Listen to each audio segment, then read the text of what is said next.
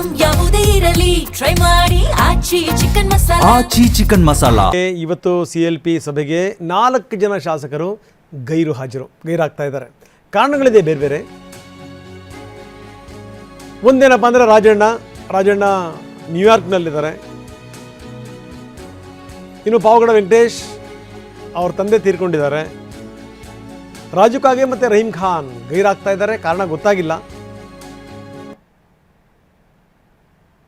ಅನಾರೋಗ್ಯದ ಕಾರಣದಿಂದ ರಾಜು ಕಾಗೆ ಗೈರಾಗ್ತಾ ಇದ್ದಾರೆ ಅನ್ನುವಂಥ ಮಾತುಗಳು ಕೇಳಿಬರ್ತಾ ಇವೆ. ಇನ್ನು ರಹೀಂ ಖಾನ್ ಹಜ್ ಯಾತ್ರೆಯಲ್ಲಿದ್ದಾರಂತೆ. ಒಟ್ಟು 4 ಜನ ಗೈರು ಹಾಜರಿ. ಇಲ್ಲಿ ಬಹಳ ಗಮನಿಸಬೇಕಾದಂಥ ಸಂಗತಿ ಅಂತಂದರೆ ರಾಜಣ್ಣವರ ಗೈರು ಹಾಜರಿ. ಇದ್ದಕ್ಕಿದ್ದಂಗೆ ನಿನ್ನೆ ರಾಜಣ್ಣ ಅಮೆರಿಕಕ್ಕೆ ಹೋಗಿದ್ದು, ನ್ಯೂಯಾರ್ಕಿಗೆ ಹೋಗಿದ್ದು. ಯಾಕೆಂದರೆ ಸಿದ್ದರಾಮಯ್ಯನವರ ಪರವಾಗಿ ದೊಡ್ಡ ದನಿ ಅದು ರಾಜಣ್ಣಂದು. ಮುಲಾಜಿಲ್ದನೇ ರಾಜಣ್ಣ ಮಾತಾಡ್ತಾ ಇದ್ರು.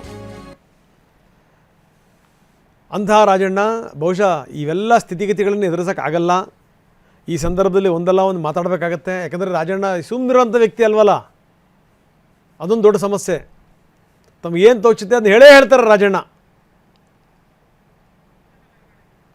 ಹೀಗಾಗಿ ಯಾಕೆ ಬೇಕು ರಗಳೇ ಇಲ್ಲಿರೋಕ್ಕಿಂತ ಅದರಲ್ಲೂ ಈ ಕೆಲವರು ಈ ಸಿದ್ದರಾಮಯ್ಯನವರು ಅವರ ನಿರ್ಗಮನ ನೋಡಿ ಕಣ್ಣೀರು ಹಾಕಿ ಹತ್ತು ಕರೆದು ಬೇಜಾರು ಮಾಡ್ಕೊಂಡ್ರು. ಅದಕ್ಕಿಂತ ಸುಮ್ಮನೆ ಇಲ್ಲಿಂದ ಜಾಗ ಖಾಲಿ ಮಾಡೋದು ಒಳ್ಳೆಯದು ಅಂತ ಅನ್ನಿಸ್ತೇನೆ ರಾಜಣ್ಣನಿಗೆ. ಹೀಗಾಗಿ ರಾಜಣ್ಣ ಯಾವಾಗ ಸಿದ್ದರಾಮಯ್ಯ ದೆಹಲಿಗೆ ಹೋದ್ರಲ್ಲ ಆವತ್ತೇ ರಾಜಣ್ಣ ನ್ಯೂಯಾರ್ಕಿಗೆ ಹಾರಿದರು. ಬರೀ ನಮ್ಮ ಪ್ರತಿನಿಧಿ ಪ್ರಸನ್ನ ಈಗ ನಮ್ಮೊಂದಿಗೆ ನೇರ ಸಂಪರ್ಕದಲ್ಲಿದ್ದಾರೆ. ಪ್ರಸನ್ನ, ನಾವು ನೋಡ್ತಾ ಇದ್ದೀವಿ ಏನೋ CLP ಸಭೆಯಲ್ಲಿ ಹಂಗಾಗ್ಬೋದು ಹಿಂಗಾಗ್ಬೋದು, ಅವೆಲ್ಲವೂ ಕೂಡ ಈಗ ಏನೂ ಆಗಲ್ಲ ಅನ್ನೋವಂಥದ್ದು ಗೊತ್ತಾಗಿದೆ. ಯಾಕಂದರೆ ಇಷ್ಟೊಂದು ಸರಳವಾಗಿ ಇಷ್ಟೊಂದು ಸುಲಭವಾಗಿ ಸಲೀಸಾಗುತ್ತೆ ಅಂತ ಕಾಂಗ್ರೆಸ್ ನಾಯಕರಿಗೆ ಅಚ್ಚರಿ ಅಂತ ಅನಿಸಿದೆ ಬಹುಶಃ. ಯಾಕಂದರೆ ಎಲ್ಲಾದರೂ ಒಂದು ಸಣ್ಣ ಅಪಸ್ವರದ ದನಿ ಏನಾದರೂ ಸಿದ್ದರಾಮಯ್ಯನವರಿಂದ ಬಂದುಬಿಟ್ಟಿದ್ದರೆ ಇವತ್ತು ರಾಜ್ಯದಲ್ಲಿ ತಲ್ಲಣ ಸೃಷ್ಟಿಯಾಗ್ಬಿಡೋದು. ಏನಪ್ಪ ಎತ್ತ ಅಂತೇಳಿ ಅಂತ ಯಾವುದೂ ಆಗಲಿಲ್ಲ. ಎಲ್ಲವೂ ಕೂಡ ಭಾಳ ಸಲೀಸಾಗಾಯಿತು, ಶಾಂತವಾಗಾಯಿತು.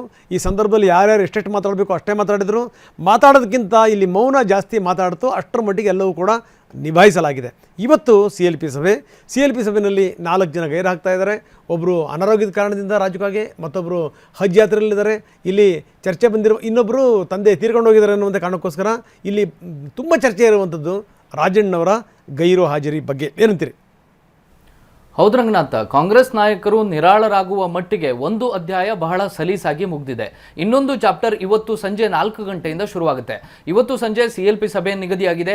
ಆ ಸಭೆಯಲ್ಲಿ ಉಳಿದ ಎಲ್ಲ ಶಾಸಕರು ಕೂಡ ಹಾಜರಾಗ್ತಾರೆ, 4 ಹೊರತುಪಡಿಸಿ. ಒಂದು ರಹೀಂ ಖಾನ್ ಹಜ್ ಯಾತ್ರೆಯಿಂದ ವಾಪಸ್ ಆದರೆ ಅವರು ತಕ್ಷಣ ಬರಬಹುದು, ಇಲ್ಲದೆ ಹೋದರೆ ಅವರು ಕೂಡ ಗೈರ್ಹಾಜರಾಗ್ತಾರೆ. ರಾಜು ಕಾಗೆ ಅವರಿಗೆ ಅನಾರೋಗ್ಯ ಕಾಡ್ತಾ ಇದೆ, ಇದೇ ಕಾರಣಕ್ಕೋಸ್ಕರ ಅವರು ಗೈರಾಗ್ತಾ ಇದ್ದಾರೆ. ಇನ್ನೊಂದು ಕಡೆ ಪಾವಗಡ ವೆಂಕಟೇಶ್ ಅವರು ಅವರ ತಂದೆಯ ನಿಧನದ ಕಾರಣಕ್ಕೋಸ್ಕರ ಇವತ್ತು ಅಬ್ಸೆಂಟ್ ಆಗುವಂಥದ್ದು ಖಚಿತವಾಗಿದೆ. ಇನ್ನುಳಿದಂತೆ ರಾಜಣ್ಣ ಅವರು ಸಿದ್ದರಾಮಯ್ಯನವರ ಪರವಾಗಿ ಸಿದ್ದರಾಮಯ್ಯನವರ ಮುಖವಾಣಿಯ ರೀತಿಯಲ್ಲಿ ಕೆಲಸ ಮಾಡಿದಂಥವರು ರಾಜಣ್ಣ. ಅದೇ ಕಾರಣಕ್ಕೋಸ್ಕರ ದುಬಾರಿ ಬೆಲೆಯನ್ನು ತೆತ್ತವರು ಕೂಡ ರಾಜಣ್ಣ. ತಮ್ಮ ಸಚಿವ ಸ್ಥಾನವನ್ನೇ ಕಳೆದುಕೊಳ್ಳುವಷ್ಟರ ಮಟ್ಟಿಗೆ ಅವರ ಹೇಳಿಕೆಗಳು ಸಿದ್ದರಾಮಯ್ಯನವರ ಪರವಾಗಿತ್ತು. ಆದರೆ ಇವತ್ತು ಈ ಎಲ್ಲ ಬೆಳವಣಿಗೆಗಳು ನಡೀತಾ ಇರುವಂತಹ ಸಂದರ್ಭದಲ್ಲಿ ರಾಜಣ್ಣ ಅವರು ಅಬ್ಸೆಂಟ್. ಅಂದರೆ ಸಿದ್ದರಾಮಯ್ಯನವರು ನಿರ್ಗಮನದ ಹಾದಿಯಲ್ಲಿ ಇರುವಾಗ ಉಳಿದ ಎಲ್ಲ ನಾಯಕರು ಅವರ ಜೊತೆ ಇಷ್ಟು ದಿನ ಸಾಥ್ ಕೊಟ್ಟಂಥವರು ಮೌನಕ್ಕೆ ಶರಣಾಗಿದ್ದಾರೆ. ರಾಜಣ್ಣ ಅವರು ವಿದೇಶ ಪ್ರವಾಸಕ್ಕೆ ಹೋಗಿದ್ದಾರೆ. ಅವರು ಬರುವಂಥದ್ದು ಬಹುತೇಕ ಸೋಮವಾರದ ಬಳಿಕ. ಅಷ್ಟೊತ್ತಿಗೆ ಈ ಎಲ್ಲ ಬೆಳವಣಿಗೆಗಳು ಮುಗ್ದಿರುತ್ತೆ. ಬಹುತೇಕ ಸಿದ್ದರಾಮಯ್ಯನವರು ಕೂಡ ಒಂದು ನಿರ್ಲಿಪ್ತವಾದಂಥ ಭಾವನೆಗೆ ಬಂದಿರ್ತಾರೆ. ರಾಜಣ್ಣ ಅವರು ಅದಾದ ಬಳಿಕ ಬಂದು ಏನು ನಿರ್ಧಾರ ಮಾಡೋದಕ್ಕೆ ಸಾಧ್ಯ? ಈ ರೀತಿಯ ವಾತಾವರಣ ಸದ್ಯ ಕಾಂಗ್ರೆಸ್ಸಲ್ಲಿದೆ. ಜೊತೆಗೆ ಸಿದ್ದರಾಮಯ್ಯನವರ ಜೊತೆಗೆ ಇದ್ದಂಥ ರಾಜಣ್ಣ ಅವರು ಮಾತ್ರ ಅಲ್ಲ, ಉಳಿದಂಥ ಯಾವ ಆಪ್ತರು ಕೂಡ ಬಹಿರಂಗವಾಗಿ ಏನನ್ನೂ ಕೂಡ ಡಿಮ್ಯಾಂಡ್ ಇಡುವಂಥ ಪರಿಸ್ಥಿತಿಯಲ್ಲಿಲ್ಲ, ಅಥವಾ ಅದನ್ನು ಆಗ್ರಹಿಸುವಂಥ ಪರಿಸ್ಥಿತಿಯಲ್ಲೂ ಕೂಡ ಇಲ್ಲ. ಬೈರತಿ ಸುರೇಶ್ ಮಾತನಾಡಿಲ್ಲ. ಪರಮೇಶ್ವರ್ ಅವರು ಒಂದು ರೀತಿಯ ಹೈಕಮಾಂಡ್ ಏನು ನಿರ್ಧಾರ ತೆಗೆದುಕೊಳ್ಳಿ ಅನ್ನುವಂಥ ಭಾವನೆಗೆ ಬಂದಿದ್ದಾರೆ. ಸತೀಶ್ ಜಾರಕಿಹೊಳಿ ಅವರು ಹಳೆ ನೀರು ಹೋಗಿದೆ ಹೊಸ ನೀರು ಅನ್ನುವಂಥ ಧಾಟಿಗೆ ಬಂದಿದ್ದಾರೆ. ಇನ್ನುಳಿದಂತೆ ರಾಜಣ್ಣ ಅವರು ಮಾತ್ರ, ಮಹದೇವಪ್ಪ ಅವರು ಕೂಡ ಯಾವುದೇ ರೀತಿಯ ಮಾತುಕತೆಯನ್ನು ಆಡುವಂಥ ಪರಿಸ್ಥಿತಿಯಲ್ಲಿಲ್ಲ. ಇದೆಲ್ಲವನ್ನು ಗಮನಿಸಿದ್ರೆ ಹೈಕಮಾಂಡ್ ತೆಗೆದುಕೊಂಡಂಥ ನಿರ್ಧಾರ ನಿಜ ಎಲ್ಲವೂ ಕೂಡ ಸರಳವಾಗಿ ಆಗಿದೆ, ಸುಲಲಿತವಾಗಿ ಆಗಿದೆ. ಒಂದು ಚಾಪ್ಟರ್ ನಿಜಕ್ಕೂ ಕೂಡ ಮುಕ್ತಾಯ ಆಗಿದೆ. ಆದರೆ ಇನ್ನುಳಿದಂತಹ ಮುಂದಿನ ಭವಿಷ್ಯದಲ್ಲಿ ಈ ನಾಯಕರ ಅಸ್ತಿತ್ವ ಏನಾಗುತ್ತೆ, ಈ ನಾಯಕರ ಮುಂದಿನ ಪಯಣ ಹೇಗಿರುತ್ತೆ ಅನ್ನುವಂಥದ್ದು ಬಹಳ ಇಂಟ್ರೆಸ್ಟಿಂಗ್ ಆಗಿರುತ್ತೆ. DK ಶಿವಕುಮಾರ್ ಹೇಳಿ ಕೇಳಿ ಎಲ್ಲವನ್ನು ಕೂಡ ಡಾಮಿನೇಟ್ ಮಾಡುವಂಥ ನಾಯಕ. ಅಂಥವನ ಮುಂದೆ ಈ ನಾಯಕರು ಹೇಗೆ ನಡೆದುಕೊಳ್ತಾರೆ, ಅಥವಾ ಪಕ್ಷ ಅವರಿಗೆ ಯಾವ ಸ್ಥಾನಮಾನಗಳನ್ನ ಕೊಟ್ಟು ಯಾವ ಜವಾಬ್ದಾರಿಗಳನ್ನ ಕೊಟ್ಟು ಮುನ್ನಡೆಸುತ್ತೆ ಅನ್ನುವಂಥದ್ದು ಬಹಳ ಕುತೂಹಲವನ್ನು ಮೂಡಿಸ್ತಾ ಇದೆ ರಂಗನಾಥ್. ಧನ್ಯವಾದ ತಮ್ಮೆಲ್ಲ ಮಾಹಿತಿಗೆ.